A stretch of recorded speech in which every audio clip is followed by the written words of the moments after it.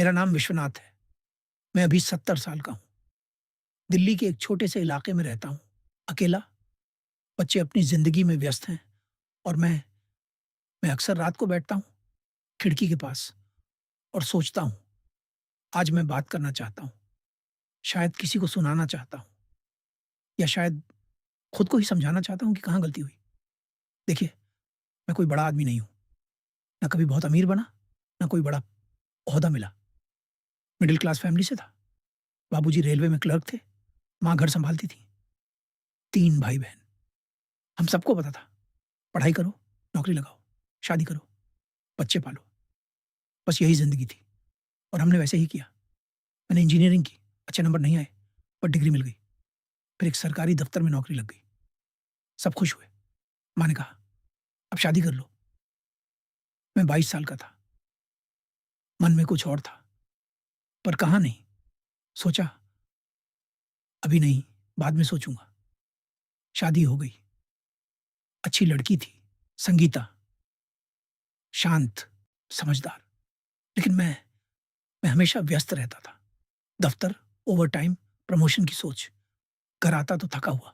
खाना खाया, टीवी देखा, सो गया। रोज़ यही। संगीता कभी-कभी कहती, "चलो ना, कहीं घूम आई हम दोनों।" मैं कहता, "अभी नहीं, अभी पैसे बचाने हैं, बाद में चलेंगे, जब बच्चे बड़े हो जाएँगे।"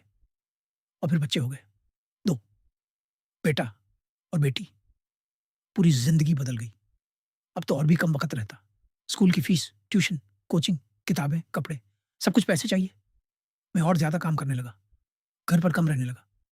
बेटा, अनिल, बहुत बातें करता था बचपन में। वो मुझे दिखाने आता, "पापा देखो, मैंने ड्राइंग बनाई।" मैं कहता, "हाँ, हाँ, अच्छी है, अभी मुझे काम है।" वो बुलाता, "पापा, पार्क चलो ना।" मैं कहता, "अभी नहीं बेटा, थोड़ा आराम करने दो, फिर कभी, फिर कभी।" यही मेरा जवाब था हमेशा। बेटी, पूजा, ज़्यादा कुछ नहीं कहती थी। चुपचाप अपनी माँ के साथ रहती, पर कभी-कभी मुझे देखती और मुझे लगता था जैसे वो कुछ पूछना चाहती है। पर मैं व्यस्त था, हमेशा व्यस्त। मैं सोचता था, मैं तो बच्चों के लिए ही तो कर रहा हूँ। उनकी पढ़ाई, उनका भविष्य, उनकी सुरक्षा। मैं तो अपने लिए कुछ नहीं कर रहा। मैं तो बलिदान कर रहा हूँ। पर असल में मैं ज़िंदगी से भाग रहा था, काम के पीछे छुप रहा था। मुझे ये लगता था कि अगर मैं काम करूँगा, पैसे कमाऊँगा, तो सब ठीक हो जाएगा। बाकी सब बाद में। अभी नहीं। संगीता कभी-कभी नाराज़ होती, कहती, "आप सिर्फ़ काम करते हो, घर में बच्चों में ध्यान नहीं देते।" मैं चिढ़ जाता, कहता, "मैं तो तुम सबके लिए ही तो कर रहा हूँ। ये घर किसने खरीदा? ये गाड़ी किसने ली? तुम्हें क्या कमी है?" और वो चुप हो जाती। साल बीतते गए, बच्चे बड़े होते गए। अनिल 10वीं में आया। मैंने उसे इंजीनियरिंग की तैयारी के लिए कोचिंग भेजा। उसका मन नहीं था, पर मैंने कहा, "करना पड़ेगा। ज़िंदगी आसान नहीं है। अगर अच्छी नौकरी चाहिए, तो पढ़ना पड़ेगा।" वो चुप हो गया। पूजा की शादी की उम्र आने लगी। मैंने रिश्ते ढूँढने शुरू किए। उससे पूछा नहीं कि वो क्या चाहती है। मैंने सोचा, मैं तो उसके भले के लिए कर रहा हूँ। मुझे पता है क्या सही है। उसकी शादी हो गई, अच्छा लड़का मिला, अच्छा घर, सब ठीक लगा। पर शादी के बाद वो कम आने लगी। फ़ोन पर बात होती तो छोटी-छोटी। मैंने कभी पूछा नहीं, "बेटा, तू खुश है?" मैंने सोचा, अभी नहीं, वो नई ज़िंदगी में सेटल हो रही है। बाद में बात करूँगा। अनिल इंजीनियरिंग में फ़ेल हो गया। मुझे बहुत गुस्सा आया। मैंने कहा, "मैंने तेरे लिए इतना किया और तूने ये किया।" उसने कुछ नहीं कहा, बस चुपचाप अपने कमरे में चला गया। फिर उसने दोबारा कोशिश की और पास हो गया। नौकरी लग गई। बैंगलोर में वो चला गया। संगीता बीमार रहने लगी। Diabetes, BP. मैंने कहा, "दवाई ले लो, वो डॉक्टर के पास जाओ।" पर उसके साथ नहीं गया। मुझे दफ़्तर में काम था। एक दिन उसने कहा, "अब तो रिटायरमेंट करने वाले हो, फिर हम घूमने जाएँगे ना, कश्मीर या केरल?" मैंने कहा, "हाँ, हाँ, ज़रूर जाएँगे। अभी थोड़ा और पैसे बचाने हैं। रिटायरमेंट के बाद तो बहुत टाइम है।" और फिर मेरा रिटायरमेंट हो गया। मैं 60 साल का हो गया था। अचानक पूरा खाली हो गया। हर रोज़ सुबह उठता और सोचता, अब क्या करूँ? मैंने संगीता से कहा, अब चलें घूमने? उसने कहा, मेरी तबीयत ठीक नहीं, अभी चलना मुश्किल है, थोड़ा बाद में चलते हैं। वो थोड़ा बाद में कभी नहीं आया। 2 साल बाद संगीता को दिल का दौरा पड़ा। अस्पताल में भर्ती हुई। मैं उसके पास बैठा, उसका हाथ पकड़े। वो मुझे देखती रही। मुझे लगा जैसे वो कुछ कहना चाहती है, पर उसने कुछ नहीं कहा। वो चली गई। मैं अकेला रह गया। बच्चे आए, क्रियाकर्म किया और चले गए। उनकी अपनी ज़िंदगी है। अनिल साल में 1 बार आता है। पूजा भी। फ़ोन पर बात हो जाती है। पापा, तबीयत कैसी है? खाना वक़्त पर खाते हो ना? मैं कहता, हाँ, हाँ, सब ठीक है।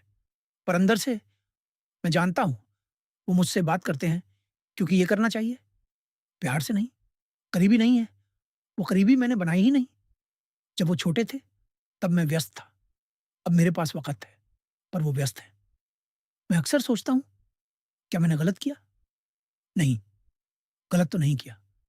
मैंने वो किया, जो एक पिता को करना चाहिए। नौकरी की, पैसे कमाए, घर चलाया, बच्चों को पढ़ाया। पर जो नहीं किया, वो भी ज़रूरी था। मैं कभी अनिल के साथ बैठकर बात नहीं की कि वो क्या चाहता है? क्या उसके सपने हैं? क्या उसे डर लगता है? मैंने सिर्फ़ ये बताया कि उसे क्या करना चाहिए। मैंने पूजा से कभी नहीं पूछा, तुझे कैसा लड़का पसंद है? तू खुश है? सो मैंने सिर्फ़ रिश्ता तय किया और शादी करवा दी। मैंने संगीता के साथ कभी वक़्त नहीं बिताया। ना घूमने गए, ना बातें की, ना हँसे साथ में। मैं सोचता रहा, बाद में, रिटायरमेंट के बाद, पर वो बाद में कभी नहीं आया।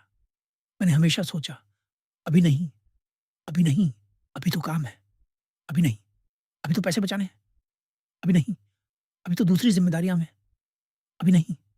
और एक दिन वो अभी खत्म हो गई और कुछ नहीं बचा। मैं अब यहाँ बैठा हूँ।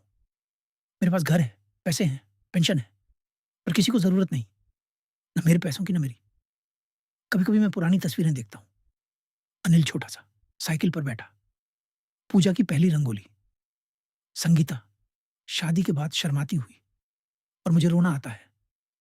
नहीं इसलिए कि मैंने बुरा किया, बल्कि इसलिए कि मैं वहाँ नहीं था, उन पलों में। मैं वहाँ था शरीर से, पर दिमाग में हमेशा कहीं और।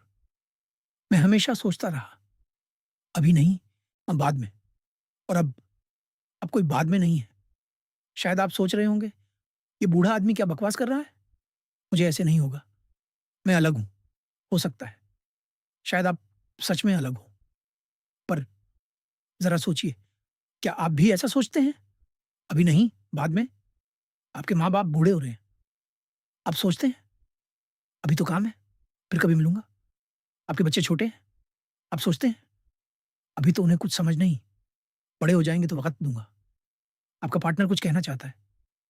आप सोचते हैं, अभी नहीं, अभी थका हूँ, कल बात करूँगा। आपके दोस्त ने बुलाया।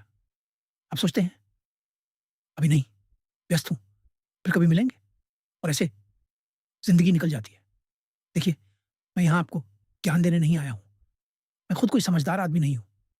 मैंने खुद गलतियाँ की, बहुत गलतियाँ। पर इतना ज़रूर कहूँगा, जो भी आपके पास है, चाहे वो हमेशा नहीं रहेगा। ना आपके माँ-बाप, ना आपके बच्चे जैसे अब भी हैं, ना आपका साथी, ना आपका जवान शरीर, ना ये वक़्त। अगर आज आप किसी से प्यार करते हैं, तो बता दीजिए, अभी। अगर आज आप किसी के साथ वक़्त बिताना चाहते हैं, तो बिता लीजिए, अभी। अगर आज आप कुछ करना चाहते हैं, कोई सपना है, तो शुरुआत कर दीजिए, अभी। क्योंकि बाद में कभी नहीं आता। मैं अब 70 साल का हूँ। मेरे पास अफ़सोस है, बहुत सारे, पर अब कुछ नहीं बदल सकता। मैं अनिल को वापस छोटा नहीं बना सकता और उसके साथ पार्क में नहीं खेल सकता। मैं पूजा से वो बातें नहीं कर सकता जो मुझे करनी चाहिए थी। मैं संगीता को वापस नहीं ला सकता और उसे घुमाने नहीं ले जा सकता। पर शायद, शायद आप कर सकते हैं। अगर आप युवा हैं, तो आपके पास अभी भी वक़्त है। ज़रूरी नहीं कि आप भी मेरी जैसी गलती करें। मैं नहीं चाहता कि आप भी अपनी ज़िंदगी के आखिरी सालों में यहाँ बैठे आएँ और सोचें, काश! मैंने वो कर लिया होता, तो बस इतना कहूँगा, जो करना है कर लीजिए अभी, मत सोचिए, अभी नहीं, क्योंकि अभी बहुत जल्दी खत्म हो जाती है और फिर बस अफ़सोस बचता है। मैं विश्वनाथ 70 साल का बूढ़ा आदमी अब यही सीखा हूँ, थोड़ा देर से पर सीख लिया। आप मत देर कीजिए, बस